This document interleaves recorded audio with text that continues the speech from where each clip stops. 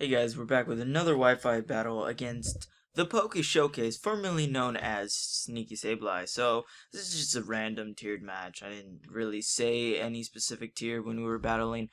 Right now, we just want to battle, and because we haven't battled in forever since he had to stop doing YouTube for a little bit because of school and all the stuff that was happening in his life. But let's actually get this battle started so I can look at it. So he's got the pincer, I'm pretty sure Mega not Ferrothorn, whatever the fuck that thing is.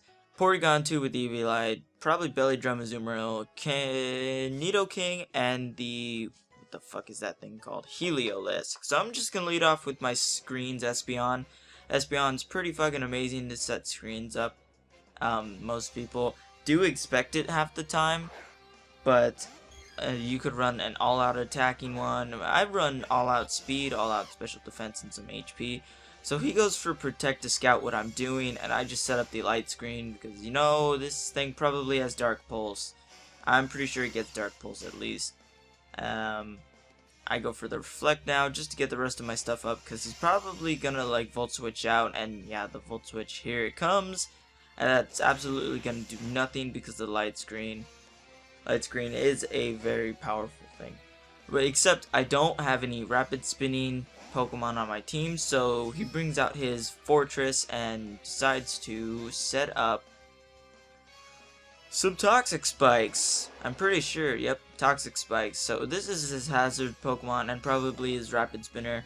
I should not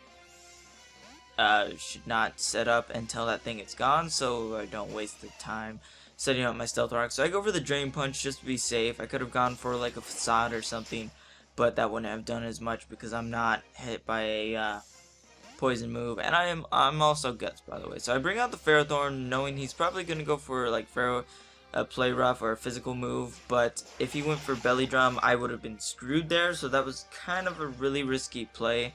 I'm still hoping he does not have the Belly Drum. Belly Drum can screw me over pretty badly, but since I wall this thing pretty well, he's gonna have to switch out. I'm gonna force him out. And hey, what are you barking at, dog? Okay, he brings out the Nidoking. Stop barking, man, I'm trying to record, man. So I go for the Stealth Rocks because I knew he was gonna switch out, and really the dog just keeps barking. I'm gonna have to beat that dog, so I'm gonna swap into my Mo, the Espeon. Unfortunately, I'm gonna get poisoned from the Toxic Spikes. I can eat up a special hit from this thing. I thought it was originally gonna go for like a Sludge Wave or something, but no, he went for a safe Earth Power against me, just to hurt me pretty bad. So he probably assumed I was gonna outspeed, and he just goes right back into Waltress, his Fortress, because I can't do anything to him. I just went for the safe Psychic to get off damage on whatever the fuck he brings in, because this thing looks stupid as hell. I don't know why its shiny looks like a turd, but it does. So the light screen is going to wear off. I'm just going to go for the light screen again to bring it up, because most of his team is more specially offensive, but oh, he goes for the rapid spin, and I'm going to die to the poison, I believe, this turn, unless, yep, I die to the poison. So unfortunately, Mo, all he did was set up some screens and go for a Psychic every now and then, but, oh god, the Reflect. Conkeldurr. I'm going to bring out the Conkeldurr, and I'm going to go for this Facade, predict him to switch out, but he goes for Protect, scouting out what I was going to do, probably assuming I had Fire Punch to see if he should swap out. So I went for the Facade. I actually do have Fire Punch, so I go for the Fire Punch this turn, assuming he's going to stay in, because the only reason he'd Protect is to, you know, find out if I had the Fire Punch or not, and I do, so. Conkeldurr, oh, I also brought Conkeldurr in to get that toxic, not the toxic, but the poison on me, so I can get that Guts boost. Now, he's going to go for a Power Up Punch. I think he assumed I was going to swap out. I don't know why, but I just go for the Facade right here, and it's going to take out this Azumarill. It turns out a Power Up Punch set is pretty cool. It's not as effective as Belly Drum is, but it's still a decent set. I like sets that aren't super overused. So it brings out the Pinsir. He's probably gonna Mega Evolve. I'm pretty sure I swap out. Yeah, I swap out and go into my Ferrothorn. and I think he went for the quick attack here. The stab, aerialate, quick attack. Why can't I speak? The stab, aerialate, quick attack would probably kill me from that point. I'm assuming it would anyways. But he actually goes for the return, which is probably a better play. He gets more damage off, but unfortunately I have the iron barbs and the rocky helmet, so he's going to do more damage to himself than he did to me. So he goes for the swords dance setting up, and I'm just going to throw a leech seed out there because I can pretty much wall this guy pretty well for a little bit, and I'm fucking serious. Seriously, god damn it. But I go for the leech seed there. I really don't know what I'm doing here. I am not good at post commentating. I really suck. So he goes for the earthquake. He knows he's not going to be affected by the iron barbs and rocky helmet. So I just go for the stealth rock. So if he decides to swap that pincer out, he's going to die. But I'm just going to sack this thing off. I don't really need this Ferrothorn anymore. I got this rocks up. I've covered that Azumarill pretty well. Azumarill's gone. And I'm just going to let this thing die. I went for the Power Whip. Maybe thinking I could live it, but no.